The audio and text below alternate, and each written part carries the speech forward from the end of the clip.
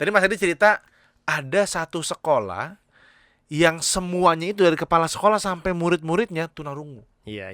Teman tuli ya kalau sekarang Iya. bahasanya ya. Teman dulu ya. Itu gimana ceritanya Mas Adi bisa kayak gitu? Ya itu. Ya. Jadi kalau misalnya gurunya aja ternyata pinjol, Aduh. ya kan, bayangin Bang Kevin, muridnya Benar, gimana gitu. Benar. Apalagi data membuktikan bahwa pinjaman online tertinggi nomor 1 profesinya guru. Nah, Fokus membicarakan tentang masalah biaya pendidikan anak-anak sekolah nih. Dan ini diharapkan juga Mas Adi bisa menjadi alternatif cara untuk merencanakan biaya pendidikan sehingga mau sekolah dimanapun nggak ngomel karena mahal gitu maksudnya. Iya sih. Nah ini saya punya data teman-teman, Bang Kevin, mudah-mudahan kita bisa refer ke data ini dan nanti saya akan punya simulasi juga teman-teman. Nanti simulasi ini akan kita bagikan untuk teman-teman secara gratis. Secara gratis nanti teman-teman bisa playing around lah, bisa memainkan data-data ini. Kita dari awal. Mau jadi apa? Mas Hadi dari HF Gold. Sehat Mas Hadi? Alhamdulillah sehat. Masya Allah. Mas Kevin sehat? Sehat alhamdulillah. Jadi karena Mas Hadi ini jual emas guys, semua orang panggil Mas sama Mas Hadi. Harusnya Bang Kevin ya. Iya tapi gak apa Mas Hadi, khusus Mas Hadi saya bolehkan karena branding positioning perlu. Oke. Jadi semuanya boleh, Mas. Boleh Mas Kevin ya. Oke. Mas Hadi. Mas Hadi sadar gak sih sebagai seorang bapak-bapak ya? Bapak-bapak kan? Iya. Iya dong. Ya. Biaya pendidikan itu terus meningkat. Sadar nggak? Iya, betul Mas. Sadar banget Mas Kevin. Itu keluhan sebagian orang. Ya. Sekolah Islam katanya mahal. Kenapa sih harus mahal dan lain sebagainya? Tentu kan kita berhusnuzon ya Mas Adi ya. Kalau kenapa harus mahal ya tentu sekolah ingin guru-gurunya juga sejahtera. Sekolahnya fasilitasnya bagus. Tapi income orang tua nggak kunjung naik. Gitu masalahnya. Nah, jadi kalau Mas Adi sendiri deh, Mas Adi sendiri anak-anaknya sekolahnya di mana sih sekarang? Oke, ya Bismillah. Mas Kevin, terima kasih udah invite di podcast kita. Mudah-mudahan bermanfaat untuk masyarakat Mas Kevin. Amin ya rabbal alamin. Jadi anak saya itu 2 Mas Kevin. 2. Yang satu itu sekarang kelas 2 SD. Kelas 2 SD. Laki-laki, yang kedua perempuan. Oke. Nah itu dia mau masuk SD tahun depan. Oke. Jadi saya udah bayar juga tuh yang biaya SD-nya tuh untuk tahun depan. Jadi nanti kita bisa lihat tuh berapa sih harga sekolahnya gitu. Di sekolah yang sama? Enggak, sekolah yang berbeda. Oh gitu. Sekolah yang berbeda. Jadi anak saya yang pertama itu tadinya kita masukin ke Islamic School. Tapi ini ternyata memang kebutuhan anak saya yang pertama itu nggak bisa dipenuhi oleh si Islamic School yang agak tadi. lebih ekstra ya? Iya, agak lebih ekstra. Jadi memang ada resource yang ternyata belum siap di sana, sehingga membuat kita memindahkan dia ke sekolah yang lain yang bisa memberikan kebutuhannya anak saya yang pertama gitu. Baik. Jadi itu sekarang kelas 2 SD, yang kedua juga nanti insyaallah tahun depan masuk kelas 1. Tapi yang sekarang dia TK-nya itu di Islamic School yang tadinya kakaknya di sana. Kakaknya di sana SD-nya. Berapa biayanya kalau boleh tahu tuh Mas Hadi? Biayanya itu saya lupa sih, kita coba display ini ya. Nah, coba ya. Mas Kevin, ini kita fokus membicarakan tentang masalah biaya pendidikan anak-anak sekolah nih. Dan ini diharapkan juga Mas Hadi bisa menjadi alternatif cara untuk merencanakan biaya pendidikan sehingga mau sekolah dimanapun nggak ngomel karena mahal gitu maksudnya. Iya sih. Ya sebenarnya kan biaya pendidikan itu nggak tahu ya kalau di Indonesia itu memang kebijakan sekolah kayaknya begitu. Maksudnya pemerintah itu nggak tahu apakah dia menerapkan range. Kalau sekolah negeri kayaknya masih ada turut campur ya. Tapi kalau sekolah swasta kayaknya punya yayasan masing-masing kan gitu. Oke. Seperti jadi itu sih. Kebijakan yayasan masing-masing ya. Betul.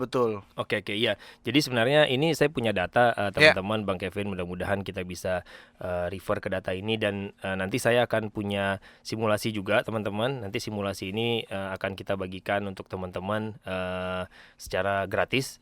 Secara gratis nanti teman-teman bisa playing around lah, bisa memainkan data-data ini. Kita dari awal dulu ya Mas Kevin. Dari awal ini biaya masuk SD ya? Ya, nah ini biaya masuk SD teman-teman. Nah ini SD Islam nih, sorry. Ini enggak. Yang ini enggak. Oh, ini enggak. Ini SD General. SD General, oke. Tapi memang ada kebutuhan tertentu, alasan tertentu kita memasukkan anak kedua saya ke sekolah ini gitu. Oke. Nah, Jadi yang 2024 sampai 2025 ini biaya masuknya ini Masya Allah mahal banget ya teman-teman, 67 juta. 67 SD ya? SD. Ini saya dulu kuliah nggak sampai segitu. Biaya masuknya gitu kan. Dan ini kita dapat data tahun lalu, kebetulan kan ada teman juga yang referensi gitu kan, anaknya sekarang kelas 1 di sana. Nah itu sebelumnya itu 64 juta dia masuknya. Jadi kita bisa mengatakan bahwa kenaikannya sekitar 4,7%, 4,7% untuk biaya masuk. Oke, ini teman-teman perlu diketahui dulu ya. Ini nggak, kalau teman-teman semua atau para ayah dan ibu mengatakan, mau tinggi banget, sekolah saya nggak mau segitu lah biayanya. Masing-masing ya Mas Hadi ya. Ini Mas Hadi karena ada kebutuhan untuk anaknya sehingga masukin ke sekolah yang seperti ini gitu. Jadi teman-teman kalau sesuaikan dengan kebutuhan juga ya Mas Hadi, dan kemampuan juga tentunya seperti itu. Kalau kita pengen sekolah yang bagus tapi kemampuannya belum di situ ya sesuaikan aja gitu ya. Tapi yang jelas di sini ada kenaikan. Betul. 4% kurang lebih di tiap tahunnya. Betul Bang Kevin. Oke. Jadi sebenarnya kenapa kita pick up data ini, karena ini data yang kita punya sebenarnya. Karena kan kita nggak punya data yang lain kan. Nah ini data request yang saya punya dari pribadi, makanya keluar angka ini. Angka is the number. Angka hanya angka aja. Angka itu bisa berubah berdasarkan yang Bang Kevin bilang tadi. Betul. Semua orang kan akan berbeda-beda angkanya. Betul. Tapi di sini saya ingin menunjukkan kenaikan per tahun. Nah, kenaikan per tahun inilah yang akan kita jadikan basis persiapan kita sebenarnya Bang Kevin. Iya. Nah, itu yang paling penting. Perencanaan kan. Perencanaan kita, betul. Iya. Maksudnya gini, kita harus tawakal sama Allah. Kita berharap Allah mampukan, Allah cukupkan. Tapi perencanaan ikhtiar manusiawi juga perlu diberlakukan ya Mas Hadi ya. Betul. Itu berserah diri, ente kuda ikat dulu baru lepas gitu kan. Jangan nggak diikat atau udah tawakal sama Allah. Lari kuda Anda gitu. Gitu Mas Hadi ya, kurang lebih logikanya seperti itu ya. Betul. Ini kan biaya bagian dari perencanaan. Kan juga bagian dari ikhtiar kita betul, kan. Betul. Andai kata nanti setelah direncanakan tiba-tiba kepake buat yang lain, itu di luar kuasa kita gitu. Tapi paling tidak hari ini Mas Hadi akan bocorkan gimana caranya membuat sebuah perencanaan. Kalau anak Anda mungkin umur 3 tahun, 4 tahun, 2 tahun lagi masuk TK nih, masuk SD nih. Nah ini kita akan bagikan rumusnya Mas Hadi ya, insya Allah ya. Rumusnya nanti juga akan dibagikan Excelnya, tinggal kirim DM ke HF Gold, bilang Mas Hadi mau dong Excel yang di podcast itu, dikirimin Excelnya via email ya Mas Hadi ya. Via email, nanti teman-teman semua bisa menyesuaikan tuh, anak saya kira umur berapa tahun lagi, dan berapa kira-kira diperlukan per bulannya untuk menabung gitu ya Mas Hadi ya. Betul. Cakep. Oke, lanjut Mas Hadi. Ya kita lanjutin dikit, ini ada kan tuition fee, ini biaya bulanan gitu kan, biaya bulanannya segini dan kenaikannya segini gitu kan. Nah, ini biayanya kalau dikali 12 jadi segini, biaya bulanannya tadi kenaikannya juga sama 4,3. Nah, ini yang saya bilang tadi teman-teman, simulasi tabungan pendidikan ini saya siapkan sebenarnya untuk teman-teman, ini simulasi. Jadi simulasi. Jadi kayak ini adalah perencanaan kita dari jenjang pendidikan dari SD sampai S1 saja, Bang Kevin, kuliah saja ya. Jadi teman-teman bisa lihat di sini nih SD, SMP, SMA, kuliah gitu. Nah, ini biayanya simulasi. Ini tergantung teman-teman, nanti teman-teman bisa masukin angka sendiri ya. Kayak Bang Kevin bilang tadi, mahal banget ya, tuh kayaknya saya cuman yang 10 juta atau ini murah banget nih gitu kan. Ini saya mau yang ini, teman-teman nanti bisa ganti. Jadi ini ada simulasi tabungan pendidikan ya, Mas Hadi ya? Siap. Oke, jadi disesuaikan aja nih. Di sini kan SD ada 50 juta misalnya gitu ya, SMP 75 juta, SMP 100 juta, kuliah 150 juta. Ketinggian tuh, tinggal sesuaikan aja dong. Jangan marah ke Mas Hadi, kesian Mas Hadi nih, udah bikinin rumus dimarahin juga sama Anda. Tolong ya. Jadi disesuaikan aja. Oke, total biaya segini. Ini kan dasar acuan. Oke. Lanjut masuk bawahnya. Jadi, biaya total biaya tahun ini. Total biaya ini adalah total biaya yang sekarang. Jadi teman-teman harus tahu nih, saya mau anak saya kuliah di mana. Riset. Cek sekarang. Cek harganya sekarang. SMA-nya di mana, cek harganya sekarang. Nanti dimasukkan aja. Betul. Nah, kenaikan harga ini saya simulasikan 5% teman-teman. Tadi kan 4, sekian persen ya, 4,7, 4,3 ya. Jadi diambil average atasnya 5%. 5%. Ya, kalau teman-teman ngerasa saya mau antisipasi 10% ya, ganti aja 10%. Silakan. Nah, silakan ganti 10%. Ntar hasilnya semua ngikutin tuh ya. Ngikutin semua Bang Kevin. Kalau udah bisa Excel enak. Udah enak banget. Tinggal masukin aja nanti teman-teman. Udah kita bikinin. Betul. Nah, terus tahun perencanaan ini bisa diisi masing-masing juga gitu kan. Di sini adalah simulasinya kalau anaknya 3 tahun lagi mau masuk SD, Bang Kevin. Jadi kalau 3 tahun ya tulis 3 tahun mau masuk SD, berarti masuk SMP-nya 9 tahun berikutnya, SMA-nya 12 tahun, kuliahnya 15 tahun. Nanti disesuaikan aja dengan misalnya tahun depan berarti setahun gitu dong. Betul, SMP juga sama begitu ya. Berarti ini ini kita diajarin ngitung teman-teman. Jadi fokus ya guys ya. Terus kan SD kan 6 tahun. Masuk ke SMP gitu-gitu ya, 9 tahun, 12 tahun. Oke. Betul. Ambil kopi dulu nggak apa-apa teman-teman. Ya, boleh. Tentunya ngantuk Anda. Nah, bulan perencanaan ini nanti kita juga udah hitung sendiri gitu ya, dari 3 tahun tuh jadi 36 bulan, demikian seterusnya. Oh, gitu. Untuk supaya bisa dapat ukuran per bulannya. Siap. Per bulannya berapa. Nah, ini perkiraan biaya ini nanti dia ngitung sendiri. Jadi dengan 5% tergantung teman-teman tadi masukin biaya sekolahnya berapa, inflasi atau kenaikan ininya berapa, biaya pendidikan berapa, nanti dia akan ngitung sendiri. Ini kalau misalnya saya ini 3 tahun saya rubah jadi setahun. Ya.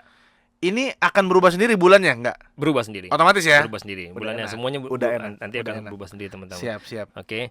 Nah, terus nanti keluar tabungan per bulan. Jadi ini kan dari biaya total, kita butuh 57 juta misalnya kan, untuk 36 bulan. Nanti akan keluar biaya per bulannya 1,6 juta rupiah. Oke, jadi masih di pelan-pelan ya, takutnya netizen agak bingung nih. Biaya SD hari ini 50 juta. Yes. Anak saya masuk SD 3 tahun lagi. Ya. Perkiraan kenaikan biaya per tahunnya 5%. Betul. Jadi ketika anak saya masuk SD, biayanya adalah 57 juta. Betul. Ya. Sehingga yang saya perlukan tiap bulan adalah menabung kurang lebih 1,6 juta. Betul. Gitu ya? Yes, betul. Oke, terus lanjut. Jadi saya ngurut juga. Sip. Oke. Nah, berarti total emas ini dapatnya dari perkiraan biaya 57 juta tadi. Kira-kira berapa sih total emas yang kita butuhkan dalam waktu 3 tahun? Kita butuh 59 gram. Oke.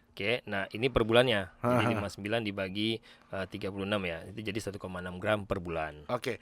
Mas Hadi sebentar. Sebelum kita terlalu jauh, selain Mas Hadi memang jualan emas ya, tentu kan ini sudah sangat jelas dengan logonya tadi HF Gold gitu kan. Kira-kira kenapa untuk hari ini orang sudah perlu nabung emas tuh, kenapa sih? Alasan lain? Iya sebenarnya ini saya udah siapin juga simulasi Bang Kevin di slide berikutnya. Jadi angka kalkulasi ini itu berdasarkan nilai buyback emas. Jadi 1,6 gram ini estimasi 1.607.000 itu adalah dengan harga buyback. Iya, harga buyback. Harga buyback. Ini udah realistis sekali Mas Adi ngasihnya ya. Betul. Karena kan nanti teman-teman punya emas terus teman-teman buyback kan. Nah, betul. Itu uang yang teman-teman dapat dari buyback itu. Buyback itu istilah teman-teman, kalau teman-teman punya emas, jual lagi ke pedagang emas, which is HF Gold tentunya yang terbaik. Ya. Jadi ini harga buybacknya, tentu kan sama orang jual beli ada selisih ya Mas Hadi ya, seperti itu. Oke. Nah ini buyback ini jadi kayak gini, ini saya simulasikan nih. Ini kenapa sih kita harus nabungnya dengan emas teman-teman? Pertama, simulasinya adalah dari tanggal dan bulan yang sama tahun sebelumnya. Waktu itu saya ambil data ini tanggal 10 November Bang Kevin, berapa hari yang lalu gitu ya, 3 hari yang lalu. Itu harga buybacknya 987, 1 tahun yang lalu 859. Nah, itu kan ada kenaikan, sebenarnya bukan kenaikan tapi penurunan nilai mata uang kita. Jadi ini bukan kenaikan harga emas 14,9%, tapi nilai mata uang kita itu turun 15% per tahun ini. Nah, ini kan kalau kita bandingkan dengan simulasi kita tadi, kenaikan harga nilai sekolah, biaya sekolah itu 5%. Kalau kita nabungnya dengan emas, kita bisa naikin seolah-olah 15% gitu. Berarti kan kita secara simulasi akan untung nanti. Ya kan? Secara nilai uang terjaga, betul. Akan untung. Jadi kita butuhnya tadi sebenarnya kalau kita butuhnya 50 juta, ternyata pas kita buyback kita dapatnya misalnya 60 juta. Nah, 10 jutanya kan bisa jadi dana tambahan untuk sekolah anak ini gitu Mas Kevin. Berarti faktor kenaikan biaya pendidikan itu salah satunya karena inflasi juga ya Mas Hadi? Iya, jadi sebenarnya ini kan orang-orang tuh menganggapnya ini adalah kenaikan nilai mata emas, kenaikan harga emas, tapi itu adalah sebenarnya penurunan nilai mata uang kita atau inflasi gitu. Emasnya mah tetap. Emasnya tetap. Tapi emas itu memang diapresiasi di beberapa event tertentu ya. Misalnya ada krisis politik, krisis keuangan, bencana alam atau segala macam. Jadi singkatnya adalah kenapa para bapak-bapak tentunya yang mencari nafkah dan juga ibu-ibu tentunya ya. Perlu ada saving emas di sini untuk menjaga nilai uang Anda hari ini. Seperti itu ya Mas Hadi ya. Sehingga untuk dipakai kepada hal-hal yang sudah pasti kita akan rencanakan sekolah anak-anak siapa sih yang nggak mau sekolah anak-anaknya di tempat yang bagus ya Mas Adi ya. Itu biayanya udah siap teman-teman, dan ini perlu perencanaan yang matang sekali. Saya termasuk orang yang kurang merencanakan di awal tuh Mas Adi. Nyari sekolah aja juga terlambat waktu itu. Jadi ini pelajaran pas mau masuk TK tuh wah terlambat. Nanti di SD nih udah daftar sekarang nih. Jadi kalau kita bandingkan kita nabungnya dengan emas sama kita nabungnya dengan mata uang teman-teman di bank ataupun dimanapun.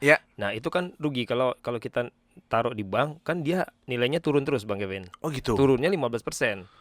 Karena inflasi ya. Ini data real ya, data real ya. 15% kita bisa katakan itu turunnya 15%. Oke. Nah, itu kan sayang banget kita udah nabung untuk biaya anak, tahu-taunya waktu kita butuh ternyata kurang duitnya Bang Kevin. Kita harus nombok lagi. Nah, kurang ini dari mana dapatnya? Bisa jadi kita pangkas biaya kehidupan yang lain sehari-hari, atau yang paling parah berhutang. Nah, ini jangan sampai teman-teman. Ini fungsinya kita merencanakan agar kita menghindari hutang sebenarnya. Itu. Makanya kebiasaan pinjam dulu 100. Pinjam dulu 100 itu dihilangkan Mas Adi. 100.000 kumpulin 5 lembar, 6 lembar beli yang 0,5. Ada kan? Ada.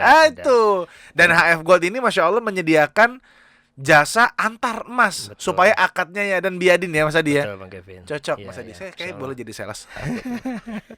Oke. Terus lanjut. Jadi tadi kan ini kita nyimpan dengan emas. Ini kenaikannya seperti ini. Nah, kalau gimana kalau kita nyimpannya dengan mata uang atau di bank gitu. Itu kan sebenarnya ada bunga yang which is kita nggak mau ngambil itu karena itu kan pinjaman berbunga jatuh-jatuhnya kan. Itu lebih baik kita hindari. Nah, ini ada data beberapa lembaga ribawi teman-teman yang saya ambil. Ini adalah macam tabungan pendidikan anak Bang Kevin. Jadi kalau misalnya Bang Kevin. Oh, di sana ada sistemnya ya?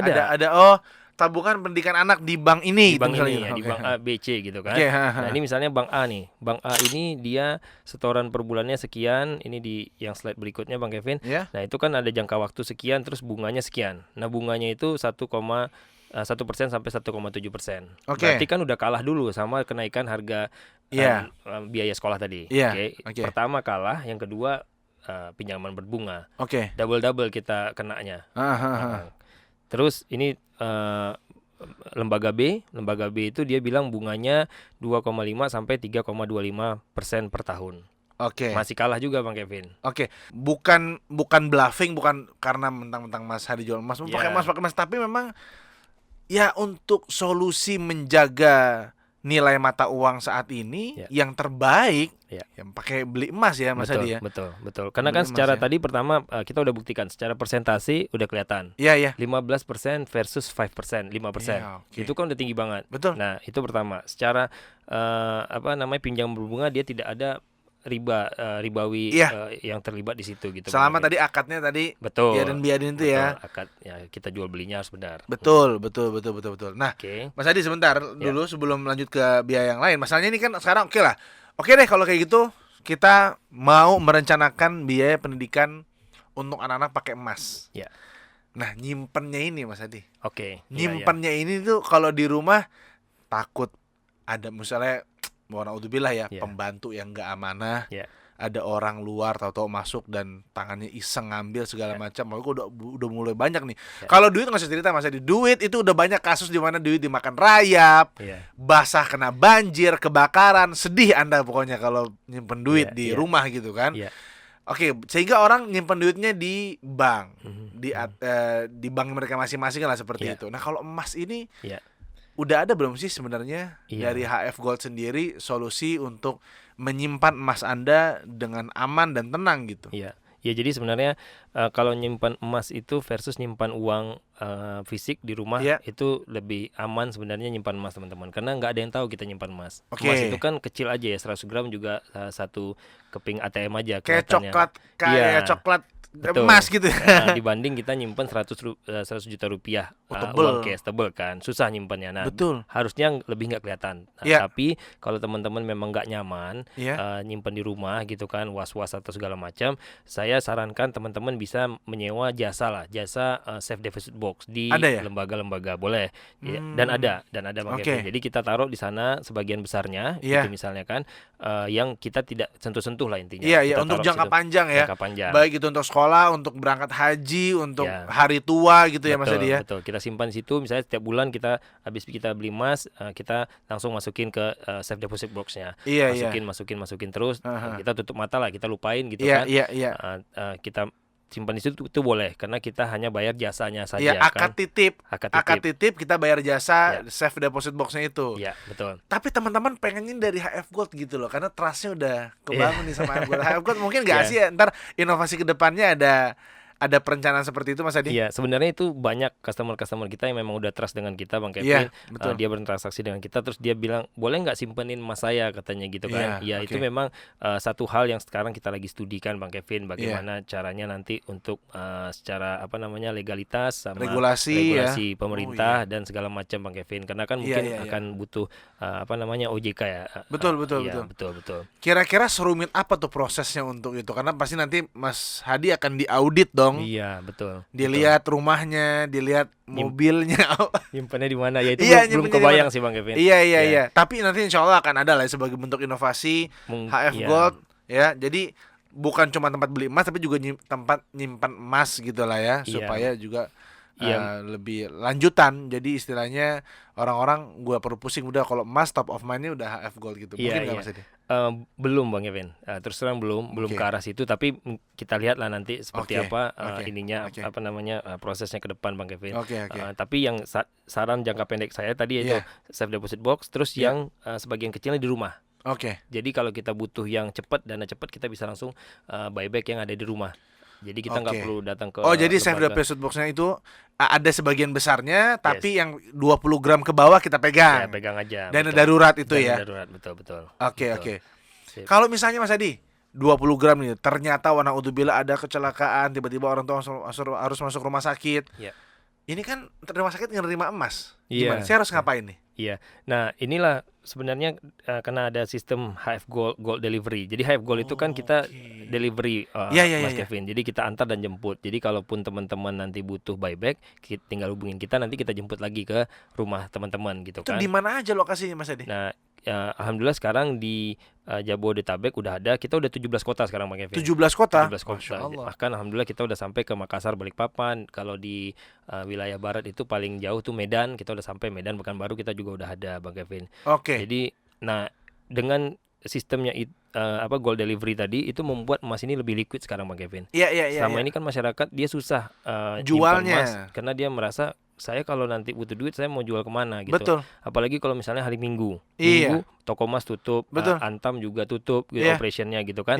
Nah ini real case, banyak saudara-saudara kita customer HF Gold itu yang buybacknya misalnya gini, dia ada waktu itu saya yang buyback sendiri, dia di rumah sakit anaknya Mas itu di di rumah sakit yang di Salemba itu saya lupa, Cipto. Nah, Cipto dia anaknya sudah di situ, terus dia hubungin HF Gold dan dia buyback di rumah sakit.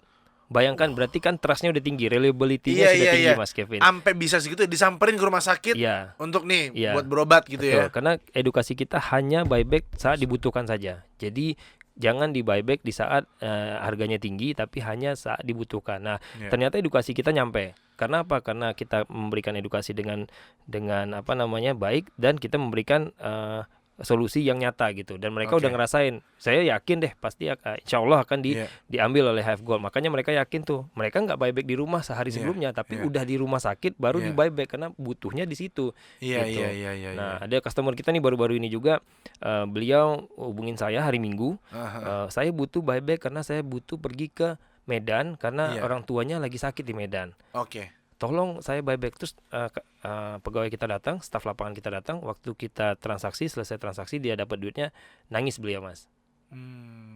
Ini saya kalau nggak ada HF Gold saya mau jual di mana gitu emas ini. Nah makanya dengan delivery system ini membuat si emas ini sekarang sangat liquid teman-teman, sangat liquid. Kapanpun teman-teman butuh buyback kita akan samperin teman-teman insyaallah di 17 kota tadi Mas Kevin.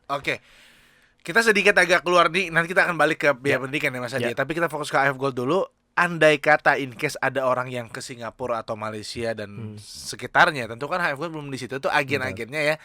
Tapi kalau dijual emas dari HF Gold bisa tuh di luar negeri. Jadi HF Gold ini hanya menjual dan membeli emas produksi Antam. Bang Kevin. Jadi kita nggak jual produksi yang lain. Kenapa? Karena Antam ini satu-satunya yang tersertifikasi LBMA namanya, London Bullion Market Association. Jadi dia ini memang international certification teman-teman. Jadi harganya nanti akan berpatokan dengan harga emas dunia lah intinya. Jadi kalau teman-teman memang safar keluar, ya udah nanti bawa aja emasnya. Ada beberapa customer kita kalau nggak salah dia juga anaknya dibekelin emas untuk ke Timur Tengah gitu. Nah, jadi yang dibekelin emas, jadi bukan jadi kalau misalnya anaknya butuh, ya udah dia tinggal pergi ke toko emas untuk jual itu. Dan orang mau nerima itu ya. Kan ya meskipun di toko emas perhiasan.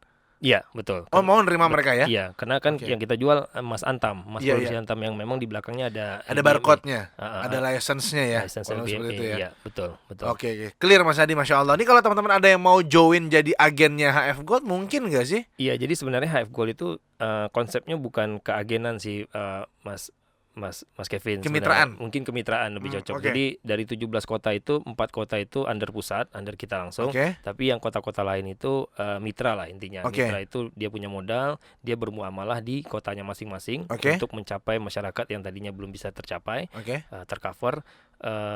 Nanti marketnya dari HF Gold. Jadi maksudnya ordernya itu dari HF Gold. Jadi semuanya dari pusat HF Gold yang HF Gold udah punya sistem kayak misalnya klik ininya daerah mana rumahmu gitu kan? Iya. Daerah mana ntar tinggal diklik terus terhubung pada agen terdekat gitu ya? Nah, bukan. Jadi setiap customer akan masuk ke pusat.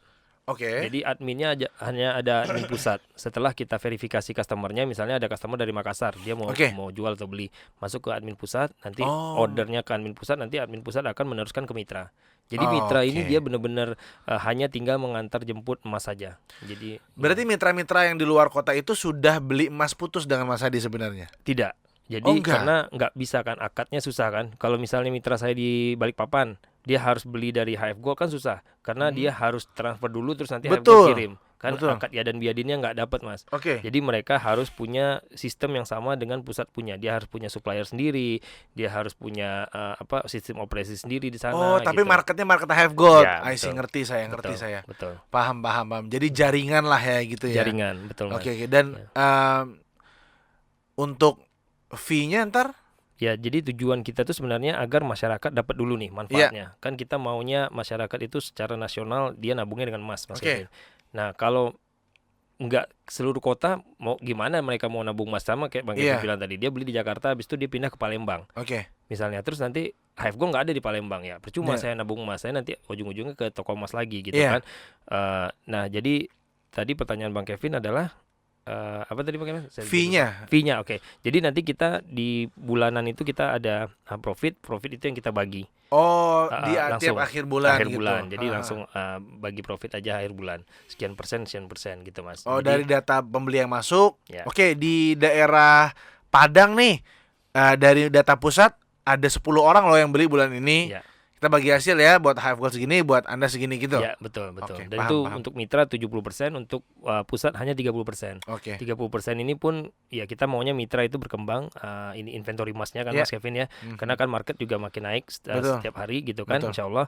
Dan yang 30% ini kita putar lagi untuk dana marketing sebenarnya. Paham. Nah, ini dana inilah yang kita... Ini dari profit ya berarti ya, dari bukan profit, dari omset ya? Bukan. Nah, dana inilah yang kita alihkan misalnya ke mau jadi apa kayak gitu kan. Itu maksudnya. Kolaborasi. Itu yang penting. Betul. Nah, jadi inilah menjadi marketing ini ya saya buka aja gitu. Jadi inilah menjadi marketing ya budget kita lah intinya Mas Kevin. Iya, jadi poinnya adalah bukan cuman kita bisa nabung dengan emas, tapi juga bisa berusaha, berkarya, berbina karya ini dengan emas ini ya, Mas Hadi ya. Betul. Oke, jadi bisa berjaringan dengan HF Gold. Gimana caranya? Ntar silakan hubungi HF Gold.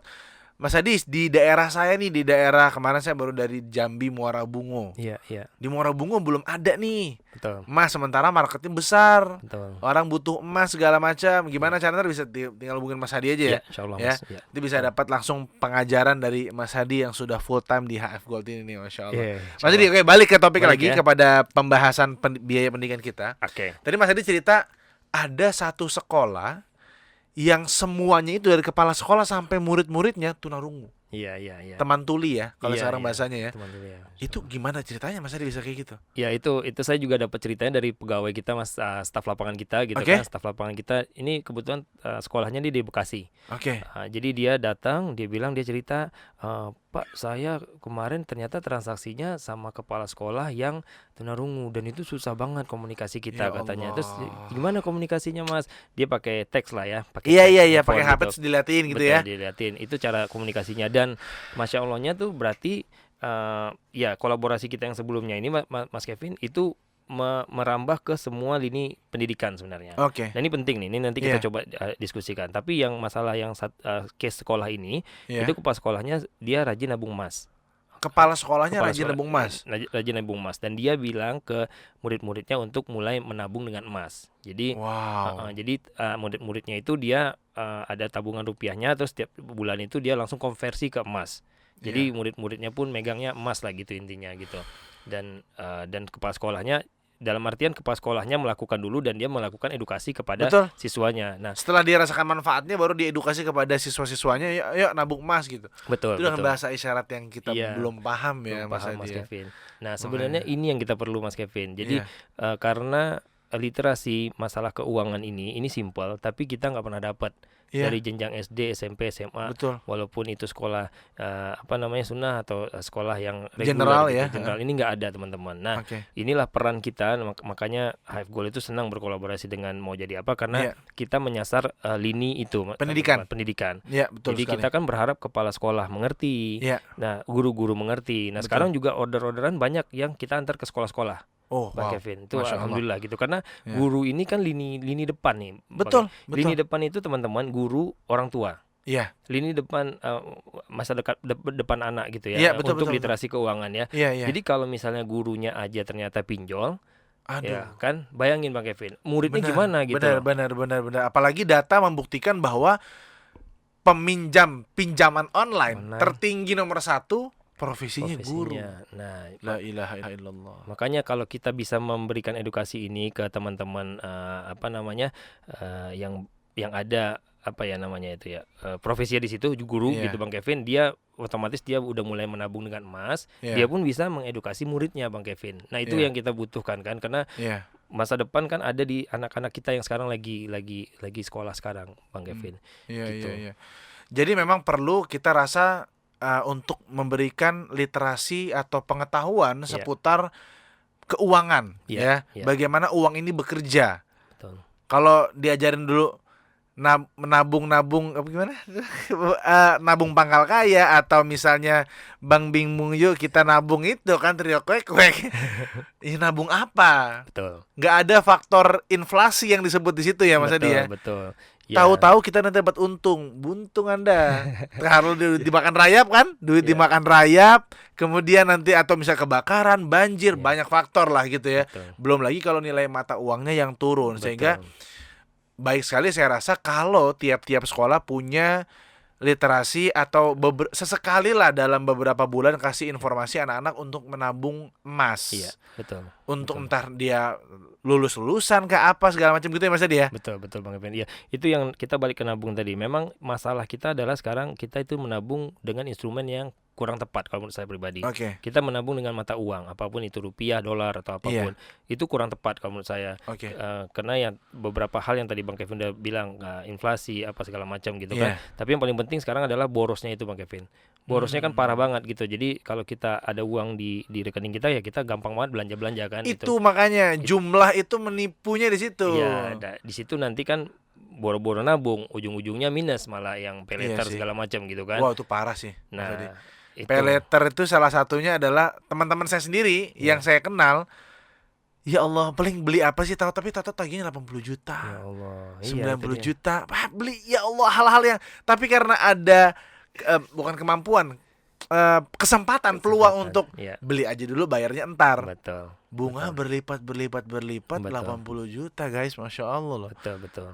Nanti kita lihat juga data yang edukasi di US nanti. Boleh Mas Adi, boleh. Jadi di US gimana? Balik dulu ke yang dana pendidikan tadi Bang Kevin. Ya, jadi kan tadi SD kita udah selesai. Oke ya, kita balik dulu. Siap. Nah, ke slide-nya terus di SMP kita lakukan hal yang sama, SMA lakukan hal sama, kuliah lakukan hal sama. Oke.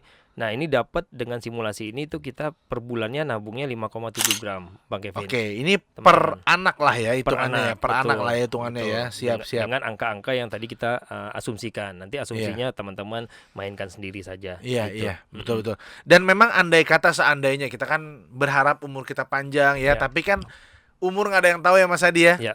Andai kata ayah ini meninggal, kemudian harus bagi warisan, kalau dalam bentuk emas, insya Allah lebih mudah ya Mas Adi ya. Iya. Secara nilai lebih mudah diukur, lebih gampang, dan ini peruntukannya untuk sekolahan pula gitu kan. Iya. Jadi intinya lebih mudah lah dibagi-bagi, meskipun saya juga kurang paham sih sebenarnya. Tapi paling tidak daripada bentuknya aset-aset yang lain seperti mobil, rumah dan lain-lain, mobil harganya turun bisa jadi gitu kan. Emas ini kan paling nggak harganya bisa stabil. Seperti itu. Jadi ini rumus yang slide-nya akan muncul sekarang. Nah, nih ya.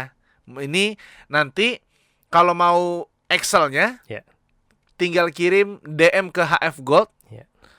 Mas Adi mau dong slide Excel yang di podcast sama Bang Kevin. Ntar Mas Adi minta emailnya, dikirim via email langsung gratis ya Mas Adi ya. Gratis teman-teman. Nanti di DM taruh aja email address-nya sama nomor teleponnya gitu kan. Pastikan udah add dulu, kalau kita lihat nanti ternyata belum add, kita nggak kirim. Add aja dulu HF Gold karena edukasinya di HF Gold juga insya Allah. Betul, di follow dulu. Jadi sebagai customer setia saya minta dulu pertama Mas Adi, ntar dikirimin ke saya. Tolong ya, tolong Mas Adi ya. Langsung dimainkan. Ini langsung dimainkan. Saya harus hitung-hitung, anak saya kan baru 2 nih dari istri yang pertama kan. Maksud saya ya, kita nggak tahu. Gitu ya. Insya Allah. Oke.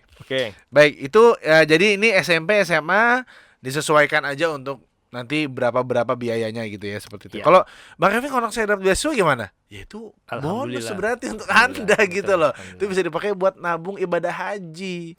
Boleh ibadah haji, umroh, boleh berangkat sama siapa aja Mas Adi, yang penting sama saya ikut juga gitu. Masya Allah. Oke. Ya sebenarnya ini kalau haji ya teman-teman bisa pakai aja Excel sheet ini. Misalnya ada yang haji, terus nanti sebelahnya ada yang umroh, beli apa namanya, beli properti gitu kan. Beli jadi, perlengkapan gitu ya. Ini kita bisa, benar. Jadi yang SD ganti biaya haji. Biaya bekal haji gitu ya. Betul. Biaya umroh, misalnya biaya kurban misalnya gitu, atau biaya apa lagi, tabungan masa depan, emergency fund gitu kan. Betul. Apalagi yang ini ya, beli rumah gitu misalnya. Aset rumah gitu ya, beli rumah, gitu. Nah, ini mainkan mobil. aja Excel ini teman-teman. Bisa dikopas tuh teman-teman. Jadi artinya ini Masya Allah dari Mas Adi ini harusnya kalau kita ikut kelasnya nih paling nggak 3,5 juta keluar nih Mas Adi. Kita bikin kelasnya apa Mas? Itu maksudnya ntar lah ya. Untuk teman-teman semuanya udah paham dulu nih. Kalau nggak paham boleh langsung feel free DM ke Mas Hadi ya, ke HF Gold ya. Siap. Lanjut Mas Hadi, silakan. Oke. Ya, jadi kan sebenarnya tujuan kita tadi itu adalah merencanakan agar kita siap, Mas Kevin, di saat eventnya datang gitu kan, di tahunnya datang. Nah, ini saya coba kemarin research Bang Kevin kecil-kecilan, karena kan kita maunya edukasi masyarakat ini dengan total. Jadi gimana caranya kita berargumen, ya kita harus punya data. Betul. Nah, ini kemarin saya download data dari Statista. Ini data dari US, teman-teman, United States. Kenapa kita ngambil data ini? Karena hanya ini yang available. Kita nggak punya data Indonesia, kita nggak punya data negara lain, dan US ini memang rapi datanya. Nah, ini bukan karena kita berkiblat ke US. Tidak dong. Ya, Boykot McD sementara ini ya, guys. Nah, tapi karena data ini yang ada dan kita ambil pelajarannya, Bang. Gimana caranya kita nggak kayak gini, intinya gitu. Nah, di sini ini data nggak free nih. Jadi ini data memang kita harus belilah intinya. Nah, alhamdulillah karena saya sekarang mahasiswa juga Bang Kevin, saya dapat akses ke sini. Jadi kampus saya punya akses ke sini gitu intinya. S2 ya Mas Adi ya sekarang ya. Masya Allah. S1-nya? S1-nya teknik perminyakan saya itu. Bukan S1 manajemen emas gitu enggak ya? Bukan ya? Baru terjun lah. Baru terjun. Masya Allah. Lanjut ke data anak US ini nih. Ini data nih ya. Anak US ini, informasi dari Mas Hadi tadi adalah baru selesai kuliah, selesai SMA, untuk kuliah dia harus ngeloan ya, ngutang gitu ya? Ngutang, betul. Nah, gitu ini biasa di sana. Jadi ini adalah salah satunya dia mengatakan bahwa makin banyak more and more low income to middle income student. Mas Kevin buka ininya nggak, slide-nya? Iya, buka Mas. Ini yang page ketiga. Page ketiga ya? Itu dia tidak bisa afford untuk membayar high cost of college gitu. Jadi dia nggak bisa bayar biaya kuliah mereka. Jadi sehingga mereka itu harus berhutang jadi banyak mereka ini yang lulus kuliah, mereka utangnya banyak banget Bang Kevin. Nanti kita lihat jumlah hutang mereka.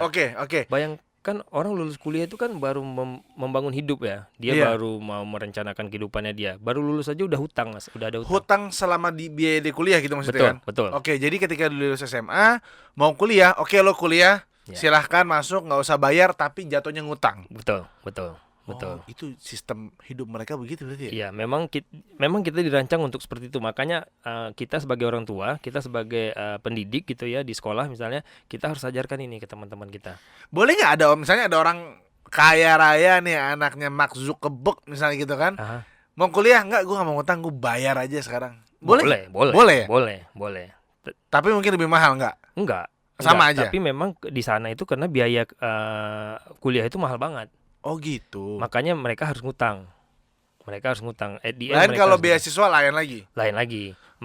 Makanya kita mau jadi anak Mark Zuckerberg tadi gitu. Pastikan anak kita sama dengan anak Mark Zuckerberg. Iya benar. Langsung bayar gitu. Nggak ada ceritanya tuh kita pas mau bayar kita kurang. Saya pernah dengar juga hal yang sama Mas Adi ketika dulu saya ada rencana kuliah di Australia, masih muda waktu itu. Ada istilahnya student loan. Betul. Student loan kan. Jadi kalau pakai apply visa Indonesia, Kevin bisa dapat student loan sehingga segini. Kenapa saya harus ngutang gitu ya? Kenapa saya pikir akan ada bayaran di awal apa gimana? Enggak, silakan aja langsung belajar, tapi ada student loan-nya per tahun segini kalau nggak salah berapa gitu. Saya lupa dolar Australia, tapi saya baru tahu sekarang ternyata itu lumrah di mereka gitu ya. Lumrah Bang Kevin. Nah ini bahaya nih, ini jangan sampai kita terjebak di situ. Intinya gitulah. Nanti kita mengedukasi masyarakat jangan sampai kayak gitu teman-teman gitu loh. Oke. Jadi ini data yang slide nomor 6 Bang Kevin. Ya nomor 6. More than. Ya, nah jadi lebih dari setengah mereka itu harus berhutang. Jadi yang Bang Kevin bilang tadi benar, ada yang bisa langsung bayar, tapi menurut data lebih dari 50% mereka dari tahun 2003 sampai 2018-2019 mereka berhutang. Jadi ada yang bisa, ada yang berhutang, tapi ya setengah-setengah lah, 50-50 ya. Di Indonesia ada nggak sih sistem kayak gitu Mas Adi? Mungkin ada, tapi kita kan nggak ada datanya nih Bang Kevin. Iya sih. Kita nggak punya. Dan bahayanya kalau di US ini bagusnya semuanya legal kan. Makanya mereka punya data Mas. Nah bahayanya kalau di negara kita ini, pesan untuk teman-teman jangan sampai ngambil yang nggak legal. Pinjol itu ya. Kesannya ya udah pinjam 5 juta untuk biaya tabungan anak saya, tapi nanti kan ujung-ujungnya kita memberatkan diri kita sendiri Bang Kevin. Iya sih. Jadi di Amerika dan di Inggris serta Australia yang saya tahu itu sudah jadi budaya mungkin atau kelumrahan bagi mereka kalau mau kuliah lo ngambil student loan. Betul. Gitu ya. Mau bayar boleh, tapi student loan ada opsi gitu ya. Opsi, betul. Pemerintah seakan-akan memudahkan, tapi di sini ada peran bankir yang justru menunggu keuntungan dari sini kan. Betul Bang Kevin. Dan ini kalau dari data 50% lah, lebih dari 50%-nya itu berhutang. Oke. Nah, ini data awal. Terus ini menarik sih datanya ini. Jadi kita jadikan pendidikan inilah edukasi untuk kita. Nah, di sini ini jumlah hutangnya teman-teman. Jadi 40 juta orang, next slide-nya itu 40 juta orang itu setelah dia lulus dia punya hutang. 23 juta, bayangin 23 juta lulusan kuliah itu punya hutang 10.000 sampai 60.000 USD. Itu artinya sekitar 150 juta sampai 900 juta. Wow. 900 juta. Bayangin dia lulus, dia udah punya utang 900 juta rupiah. Dia belum nyari kerja, belum ngopi-ngopi di kafe skena, belum. Berapa tahun lagi dia baru bisa menyelesaikan ini? Misalnya anggap 5 atau 10 tahun. Kalau dia udah punya anak, dia belum lagi dia harus ini kan apa? Ini ada bunganya dong masih kan? Oh iya Mas Kevin. Aduh. Makanya jangan sampai kita terjebak di sini. Makanya kita sajikan data ini sebagai pelajaran kita di sana itu ternyata seperti ini. Jangan sampai di Indonesia kita melakukan hal ini juga gitu loh. Oke Mas Adi. Oke Mas Adi, ini datanya oke banget ya, dan tentu ini teman-teman juga nggak perlu tahu detail sekali, tapi artinya potret kehidupan di negara luar seperti ini. Jangan sampai di negara kita, di keluarga kita, hutang tuh jadi budaya, jadi kebiasaan ya Mas Hadi ya. Betul. Makanya perlu persiapan, perlu perhitungan, dan Mas Hadi sudah bikin Excelnya yang oke banget. Kita tinggal hitung-hitung aja, dan bisa dipakai juga buat biaya umroh, biaya lahiran anak gitu ya. Oke. Istri gue hamil sekarang 9 bulan lagi, kira-kira berapa biaya lahiran normal, berapa sesar berapa. Kalau normal ini yang gue butuhin, sesar segini yang butuhin gitu ya Mas Hadi ya. Di rumah sakit mana segala macam, riset ya. Jangan kebanyakan main Instagram. Riset Mas Hadi ya. Instagramnya yang bermanfaat Bang Kevin. Iyalah. Mau jadi apa salah satunya. Gitu benar ya. Oke Mas Hadi, mungkin pesan menutup dari Mas Hadi ya. Untuk para pencari nafkah, baik itu ibu ataupun ayah, dalam menata keuangannya, kira-kira kalau dapat gaji, dapat keuntungan dari dagang, berapa persen dia sisihkan, berapa persen dia pakai. Silakan Mas Hadi. Oke. Iya, jadi kalau kita itu sering mengatakan bahwa kita kan udah kerja susah-susah dapat nafkah yang halal, Mas. Betul. Halal kan. Jangan sampai kita simpan atau kita keluarkan ke jalan yang nggak haram. Nah, kalau kita simpan di lembaga ribawi kan otomatis dana kita tadi yang bersih jadi berputar lagi dengan kotor lah gitu intinya. Nah, itu kita kurangin aja teman-teman. Jadi solusinya adalah pertama kita delete bunga kita di lembaga ribawi itu. Ya, kita manfaatin aja lembaga ribawi ini sebagai transaction payment atau segala macam fasilitasnya aja. Kita teknologinya aja kita manfaatin sebagai payroll. Habis itu kita bayar ini itu segala macam. Karena kan toh butuh itu juga kalau mau bayar sekolah kan. Kita transfer juga kan, nggak mungkin kita bawa rupiah. Zaman dulu pakai kartu, uang diselipin di situ, itu zaman dulu banget itu Mas Hadi. Nah, itu yang pertama. Jadi pastikan kita nyimpannya bersih lagi Bang Kevin. Nah, salah satu instrumen kita menjadi solusi kita adalah kita nyimpannya dengan emas. Oke. Yang paling gampang lah, yang paling liquid gitu. Kita nyimpan dengan emas, itu dulu pertama. Oke. Yang kedua kita persiapkan tadi Bang Kevin. Kita tentukan dulu target sekolah anak kita. Kita karena lagi ngomongin sekolah, kita tentukan dulu target sekolah anak kita dan kita siapkan dari sekarang. Gitu. Jangan sampai nanti ada after the fact blame. Jadi kalau yang dari US ini dia bilang nih, orang-orang tua itu sekarang ini nanti statista ini saya bisa bagi juga. Jadi boleh. Kalau teman-teman, jadi ada Excel sheet tadi saya kirim nanti data yang dari US dan sama UK. Nah, saya kirim juga. Nah, boleh. Dari US ini dia bilang generasi tua itu dia bilang ini adalah responsibility dari peminjam. Jadi bapak kita mengatakan bahwa ini adalah kesalahan yang mau sekolah. Padahal kan ini sebenarnya kalau kita runut-runut harusnya tanggung jawab orang tua. Sebenarnya orang tua sebagai yang mengedukasi anak di rumah, jawab dan mempersiapkan itu. Betul. Jangan sampai nanti kita udah punya anak terus anak kita minjem karena kita nggak mampu, nggak siap kita minjem terus kita salahin anak kita, kan nggak mungkin Bang Kevin. Iyalah. Kan banyak sekarang bermasalahnya dia bisa masuk sekolah ini tapi nggak bisa bayar. Ujung-ujungnya anaknya ya downgrade sekolahnya. Dia sekolah yang tidak dia mau, atau yang kedua dia harus minjem.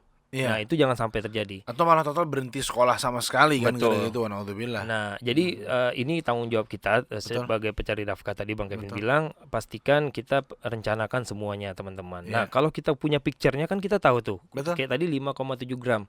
Berarti saya harus punya penghasilan berapa ya? Kan gitu. Nah, nanti dari situ saya punya. Nah, teman-teman bisa nargetin diri teman-teman. Betul. Saya harus punya gaji sekian 2 tahun lagi, atau income sekian, ini revenue sekian. Kalau kita punya bisnis kan kita bisa proyeksi. Nah, proyeksi itu dengan data. Gimana caranya kita ngomong tiba-tiba saya harus punya gaji 20 juta sekian tahun ke depan, 50 juta, 10 juta atau berapa. Nggak ada proyeksinya, nggak jelas ujung-ujungnya. Habis juga, boros juga gitu. Perencanaan tuh perlu berarti Perencana, betul. Jadi dengan rencana kita tahu harus apa yang kita lakuin, kita bisa susun strategi, taktik dan lain sebagainya ya. Betul. Jangan pakai konsep let it go aja lah, let it flow katanya kan, let it flow. Nanti ujung-ujungnya let it loan kan. Makanya ya, whoever say let it flow they don't know where to go. Itu Mas Hadi ya.